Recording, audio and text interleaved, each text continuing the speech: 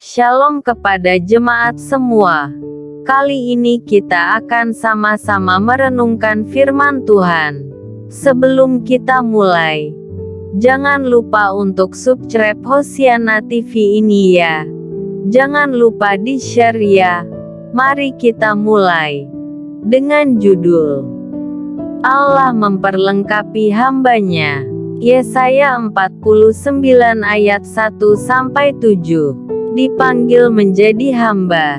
Bagaimana hal itu bisa dilakukan? Yesaya menyerukan panggilan Allah atasnya kepada seluruh bangsa, dan juga mendeklarasikan bahwa Allah lah yang telah memanggilnya sejak dalam kandungan. Dalam perjalanan menjadi hambanya, Allah sendiri memperlengkapi Yesaya dengan kemampuan pelayanan dan juga menyertai Yesaya. Tuhan akan memakai hambanya sebagai alat untuk mengagungkan namanya. Dalam panggilan ini pun, Yesaya mengalami kesulitan karena ia menilai pelayanannya sebagai usaha yang sia-sia dengan hasil yang tidak efektif. Tetapi kemudian, nada yang pesimis berubah menjadi nada yang penuh pengharapan.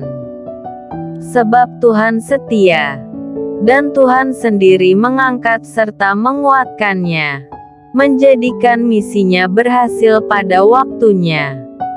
Kata hamba pada mulanya berarti orang-orang yang ditawan dalam peperangan dan dijual sebagai budak. Biasanya hamba dibeli semata-mata karena kegunaannya. Tidak demikian dengan Allah. Ia memilih hambanya sejak dalam kandungan. Artinya Allah tidak melihat latar belakang dan kemampuan yang dimiliki oleh hambanya. Semua karena Allah ingin memakainya. Karena Allah yang memilih, Allah akan memberikan kemampuan dan menyertainya senantiasa. Menjadi hamba Tuhan bukan berarti selalu berhasil.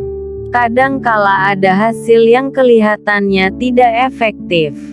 Tetapi, Tuhan tidak mengukur hambanya dari hal itu karena pada akhirnya Tuhan sendiri yang akan meninggikan hambanya dan menggenapkan kehendaknya. Paulus mengakui bahwa, "Aku menanam, Apolos menyiram, tetapi Allah yang memberi pertumbuhan." Lihat 1 Korintus 3 ayat 6. Oleh karena itu, kita tidak perlu takut dengan panggilan menjadi hambanya. Tuhan yang setia akan menyertai kita senantiasa. Kita hanya perlu percaya, taat, dan setia menjadi alatnya dalam melayani dan mengagungkan namanya. Kita tidak perlu mengkhawatirkan tentang hasil yang tampak mengecewakan.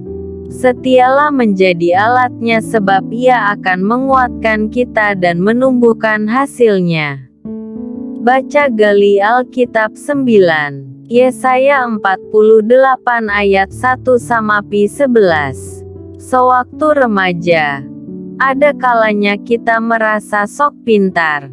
Orang tua menasihati kita, tetapi kita merespons dengan, "Aku tahu." Padahal, di saat itu kita hendak melakukan kecerobohan. Demikianlah bangsa Israel dalam hal beriman kepada Tuhan. Allah telah memberikan begitu banyak pengajaran dan bimbingan. Tetapi mereka masih memberikan sebagian pengakuan kepada berhala. Tuhan pun tidak tinggal diam melihat umatnya yang menyimpang. Apa saja yang Anda baca?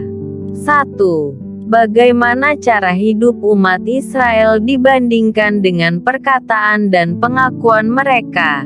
2. Bagaimana Tuhan menunjukkan kuasa-Nya dari peristiwa di masa lalu kepada mereka? Mengapa? 3. Mengapa Tuhan mengabarkan hal-hal tentang masa depan kepada mereka? 4. Apa yang Tuhan ketahui tentang mereka? 5. Mengapa umat Israel jatuh ke pembuangan Babel? 6. Mengapa Tuhan berbuat demikian? Apa pesan yang Allah sampaikan kepada Anda? 1. Apakah identitas diri Anda merupakan ungkapan asli dari iman dan penyembahan yang murni kepada Tuhan? 2. Dalam bertindak, apakah Tuhan harus mengikuti pengetahuan dan prediksi manusia? 3. Dalam tragedi kehidupan, untuk apa Tuhan membiarkan itu semua terjadi? Bukankah kita ini umat-Nya? 4. Ketika kita menyembah Tuhan, apakah kita sedang menghargai kemuliaan nama Tuhan atau harga diri kita sendiri? Apa respons Anda? 1.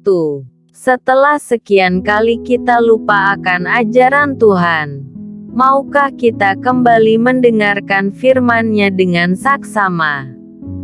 2. Tanpa menunggu kejadian buruk, tekad seperti apa yang dapat Anda buat sekarang supaya Anda makin mengenal Tuhan?